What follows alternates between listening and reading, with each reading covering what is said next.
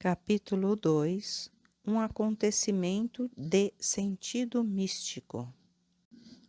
Para onde eu vou, não podes agora seguir, mas depois me seguirás.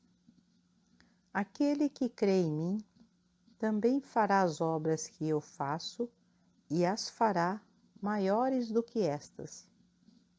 Jô, capítulo 13, versículo 36, capítulo 14, versículo 12.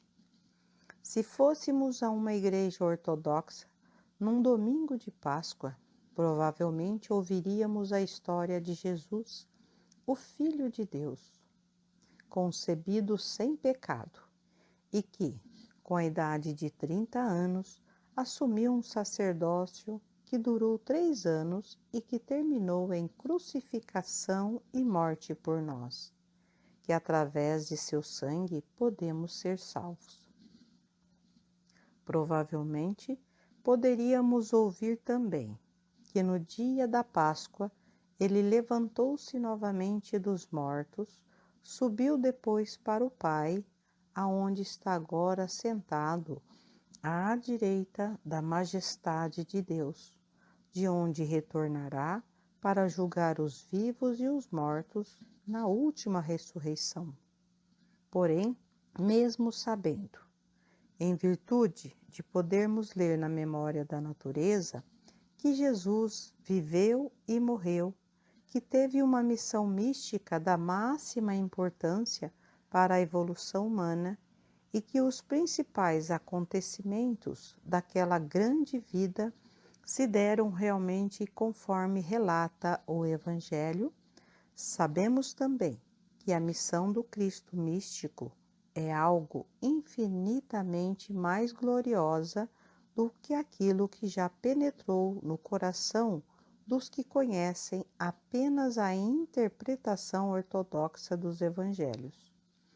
Em primeiro lugar, a festa da ressurreição, chamada Páscoa, não comemora simplesmente a ressurreição de um indivíduo, mas significa um evento cósmico. Seria extrema tolice celebrar-se a morte e ressurreição de uma pessoa ocorrida em certo dia do ano com uma festa móvel que é determinada pelas posições do Sol e da Lua no signo zodiacal de Áries, o Carneiro ou Cordeiro. Cada ano, uma onda espiritual de vitalidade invade a Terra no solstício de junho, a fim de despertar a semente que hiberna no solo gelado e infundir nova vida ao mundo em que vivemos. Este trabalho se processa durante os meses de dezembro, janeiro e fevereiro, enquanto o Sol transita pelos signos zodiacais de Capricórnio, Aquário e Peixes. Então, ele cruza o equador celestial vindo do sul, onde esteve durante os meses de dezembro, janeiro e fevereiro. Esse cruzamento, ou crucificação, é então relacionado cosmicamente com a sua entrada no signo de Áries, o Carneiro ou Cordeiro. Então, o Sol se eleva para os signos dos céus setentrionais a fim de promover, com seus raios aquecedores, o crescimento da semente no solo, já revitalizada pela onda de vida crística, nos meses de dezembro, janeiro e fevereiro. Sem essa onda mística anual de energia vital, oriunda do Cristo cósmico, a vida física seria uma impossibilidade. Sem ela, não poderia haver nem pão e vinho físicos, nem a transubstanciada tintura espiritual, preparada pela alquimia vinda do sangue do coração do discípulo. O Cordeiro foi morto quando, da fundação do mundo da época ária em que agora vivemos, seu sangue foi o símbolo que salvou da morte o povo escolhido de Deus, quando este deixou o lendário Egito, a pátria de adoração do boi-touro ou Apis. A partir dali, tornou-se idolatria para todos os que haviam sido salvos pelo sangue do Cordeiro, adorar o bezerro de ouro, pois as velhas religiões do boi-touro tinham sido superadas pela religião do Cordeiro, quando o Sol, por precessão, deixou o signo de Touro e entrou no signo celestial de Áries, o Cordeiro ou Carneiro. Completado o tempo em que o Sol, por precessão, havia alcançado os 7 graus no signo do Carneiro, Cristo veio no corpo de Jesus para estabelecer um novo pacto sob o selo e símbolo dos místicos pão e água da vida. Mas o Cordeiro de Deus precisava morrer, e isto aconteceu individualmente quando Cristo deixou o corpo de Jesus e cosmicamente quando o Sol, por precessão, saiu do signo de Áries. Então, um novo símbolo precisava ser dado àqueles que seriam os mensageiros durante a entrante era de peixes. Por conseguinte, ele próprio representou na última ceia do Cordeiro do sacrifício. O pão e a água da vida foram dados como símbolo do seu corpo e do seu sangue, devendo ser usados para recordá-lo durante a próxima era. Há, portanto, uma ligação entre o vinho místico e o sangue, como também entre o pão místico e o corpo, que precisamos compreender se quisermos conhecer o verdadeiro sentido místico da morte e da ressurreição. Em sua evolução, o ser humano recebeu o alimento apropriado ao desenvolvimento de cada um dos seus veículos.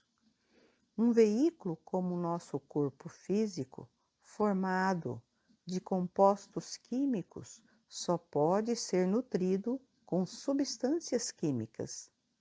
Analogamente, só espírito pode atuar sobre espírito. Portanto, o vinho foi acrescentado à dieta do ser humano para ajudá-lo a dissolver as pesadas moléculas da carne e estimulá-lo na batalha da existência.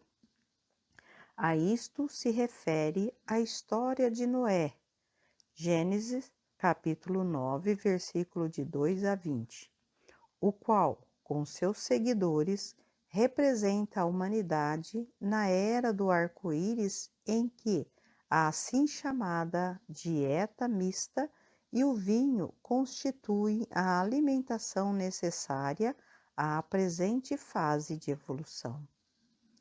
Fortalecido pela mente carnívora e pelo espírito do álcool, o ser humano se afastou cada vez mais do caminho da fraternidade, pois, nutrindo-se com o mesmo alimento dos carnívoros, ele se tornou necessariamente tão feroz quanto um animal predador, passando a caçar instintivamente ao seu próprio semelhante. Enquanto o sistema de procriação e casamento dentro da mesma tribo prendia-o firmemente aos seus companheiros de clã, ele ao menos demonstrava amá-lo. Mas, desde que os casamentos intertribais entraram em voga e ele começou a emancipar-se gradativamente do espírito de raça, passou a saquear ao próprio ser humano e até à própria família. O egoísmo tornou-se ilimitado. Nada mais foi sagrado aos olhos cobiçosos, e cada ser humano passou a viver em guarda contra todos os outros. Além da ação que tais coisas trazem, não há descanso não há paz duradoura, nem felicidade na senda da paixão e da autogratificação. Portanto, chega a hora em que o ser humano deseja um fim permanente para os seus sofrimentos mais do que qualquer outra coisa. E aí começa a buscar o caminho da paz, que é também o caminho da pureza e da abnegação. Então, ele é introduzido nos mistérios do Gólgota, do sangue purificador e da cruz das rosas, como segue. Purificar o sangue do egoísmo é o mistério no Gólgota. O processo começou quando o sangue de Jesus foi derramado e continuou através das guerras entre nações cristãs todas as vezes que o ser humano lutou por um ideal, e prosseguirá até que o contraste entre os horrores da guerra e a beleza da fraternidade tenham impressionado suficientemente a espécie humana. Abaixo de nós, na escala da evolução, estão os vegetais e os animais. Acima estão os deuses. Anatomicamente, não pertencemos ao reino animal e, em nossas vidas passadas, vivemos abaixo da nossa condição de humanos. Como os animais, gratificávamos nossos desejos sexuais e nossos apetites, mas enquanto aqueles eram mantidos sob controle por um sábio espírito grupo, nós não exercemos nenhum domínio sobre os nossos desejos, pelo que a doença, a dor e o sofrimento tornaram-se nosso quinhão. Agora, contudo, aspiramos palmilhar a senda da paz em direção à serena felicidade dos deuses. Para isso, devemos nos tornar como as plantas, isto é, puros e sem paixões. Consideremos o antigo templo de mistérios Atlante, também chamado o Tabernáculo do Deserto. Na velha dispensação, quando a carne oferecia em sacrifício pelos pecados, era queimada sobre o altar do sacrifício, seu odor elevava-se aos céus como um atestado de repugnante natureza da transgressão, da paixão e da impureza. Mas dentro do tabernáculo havia o candelabro de 7 braços, que queimava a essência das oliveiras sem desprender odor desagradável. Toda a carne foi concebida sob a paixão e o pecado, mas a geração da planta é pura e imaculada. Por conseguinte, a flor aromática, especialmente a rosa vermelha, mantém-se em simbólica e direta oposição à carne corrompida. A flor é o órgão gerador da planta. Ela nos diz que a concepção sem mácula, em amor e pureza, é o caminho da paz e do progresso. Em sua última reunião com seus discípulos, Cristo estabeleceu os símbolos do novo pacto do testamento. Deu-lhes pão para comer, simbolizando o seu corpo, e a taça, simbolizando o seu sangue. Não uma taça comum para qualquer líquido, nem que o líquido por si só tivesse o poder suficiente para ratificar o novo pacto. O mistério jaz no fato de que a taça e seu conteúdo eram partes essenciais e necessárias de um sublime todo. O nome que designava essa taça mística em latim era cálice. Em grego era poterion. Na velha dispensação, só a água era usada nos serviços do templo, mas com o tempo o vinho tornou-se um fator na evolução humana. Um deus do vinho, Baco, passou a ser adorado e orgias da mais brutal natureza eram celebradas para que, sufocando as aspirações do espírito, o ser humano se voltasse mais para a conquista do mundo físico. Mesmo sob a dispensação mosaica, os sacerdotes eram rigorosamente proibidos de usar o vinho enquanto oficiassem no templo, mas Cristo, em sua primeira aparição em público, mudou a água em vinho, aprovando deste modo o seu uso na ordem de coisas então existentes. Note-se, todavia, que isso foi feito em público e que esse foi seu primeiro ato como sacerdote do povo. Mas na última reunião esotérica de Cristo com seus discípulos, quando o novo pacto foi dado, não havia nem carne de carneiro, Ares, conforme estabelecia a ordem mosaica, nem vinho, mas tão somente pão, um produto vegetal, e o cálice do qual falaremos após ouvirmos as palavras que ele proferiu naquela ocasião. Não mais beberei deste fruto da videira até o dia em que hei de beber novo convosco no reino do céu. O suco novo, recém-exprimido da uva, não contém o espírito da fermentação e da decomposição, mas é um alimento vegetal, nutritivo e puro. Por conseguinte, os seguidores da doutrina esotérica foram instruídos por Cristo a não consumirem alimentos cárneos nem alcoólicos. Geralmente, supõe-se que o cálice usado por Cristo na última ceia continha vinho, muito embora não haja fundamento bíblico para tal suposição.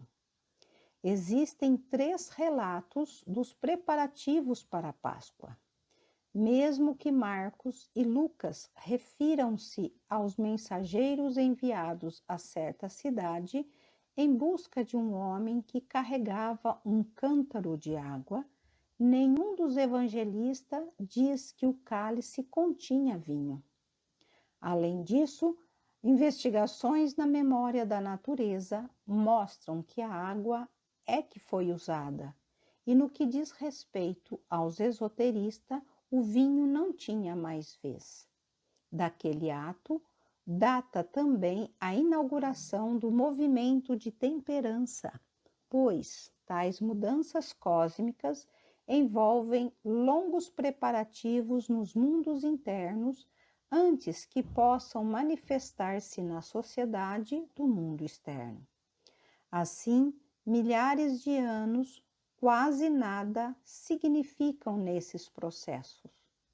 O uso da água na última ceia também se harmoniza com os requisitos astrológicos e éticos. O sol saía de Áries, o signo do cordeiro, e entrava em Peixes, um signo de água. Ia soar uma nova nota de aspiração. Na era de Peixes entrante, ia iniciar-se uma nova fase de soerguimento humano. A autoindulgência ia ser suplantada pela autonegação. O pão, a matéria da vida, que é feita do grão gerado imaculadamente, não estimula paixões como a carne. Nem nosso sangue se agita tão apaixonadamente quando recebe água do que quando recebe vinho. Portanto, pão e água são os alimentos e símbolos apropriados aos ideais da era Peixes Virgem, pois representam pureza. A Igreja Católica dá aos seus fiéis a água de peixes na porta dos templos, como dá também o pão da Virgem no altar, mas nega-lhes o cálice de vinho do ofício. Todavia, as considerações acima não conduzem no âmago do mistério oculto no cálice do novo pacto. A taça de vinho velho que nos foi dada no início da época ária, terra da geração, estava cheia de destruição, morte e veneno, de modo que a palavra que então aprendemos a falar é morta e destituída de poder. A taça de vinho novo, mencionada como o ideal da futura época, a Nova Galileia, não a confundir com a Era de Aquários. É um órgão etérico construído no interior da cabeça e da garganta pela força sexual economizada, o qual órgão é visto pelos clarividentes como a haste de uma flor que sobe da parte inferior do tronco. Este cálice ou taça semente é verdadeiramente um órgão criador, capaz de emitir a palavra, a vida e o poder. A palavra atual é produzida por movimentos musculares rudimentares que combinam laringe, língua e lábios, de tal modo que a passagem do ar saído dos pulmões gera determinados sons. Mas o ar é um veículo pesado, difícil de mover-se, comparado às forças mais sutis da natureza, como a eletricidade, que se propaga no éter, de modo que quando este órgão tiver alcançado pleno desenvolvimento, ele terá o poder de falar a palavra da vida e infundir vitalidade nas substâncias que até ali estiverem inertes. Este órgão está sendo agora construído por nós através do serviço. Recorde-se que Cristo não deu o cálice ao povo, mas sim aos seus discípulos, seus mensageiros e servos da cruz. Nos dias atuais, aqueles que bebem do cálice da autoabnegação para poderem usar a força no serviço aos outros estão construindo esse órgão e também o corpo-alma, que é o traje nupcial. Estão aprendendo a usá-lo aos poucos como auxiliares invisíveis. Quando fora de seus corpos, à noite, precisam emitir a palavra de poder para dissipar doenças e produzir tecidos sadios. Quando a época atlântica se aproximava do seu fim e a humanidade abandonava o lar de sua infância, onde viveu sob a orientação direta de guias divinos, o velho pacto foi feito, dando ao ser humano carne e vinho, e estes dois elementos, juntamente com o uso descontrolado da força sexual, tornaram a época ária uma era de morte e destruição. Agora estamos nos aproximando do fim dessa era. Estamos em busca do reino do céu, da Nova Galileia. E a fim de preparar-nos para essa época, Cristo nos deu o pão e a água da vida, ordenando-nos ao mesmo tempo não cedermos à luxúria. Tendo feito este novo pacto, ele foi para a cruz da libertação, deixando atrás de si o corpo da morte e pairando nas alturas em um veículo de vida, o corpo vital. Mas ele deu aos seus seguidores a certeza de que, embora eles não o pudessem seguir, então ao lugar para onde ia, mais tarde o seguirão. Cada pessoa é um Cristo em formação, e algum dia acontecerá a Páscoa para cada um de nós.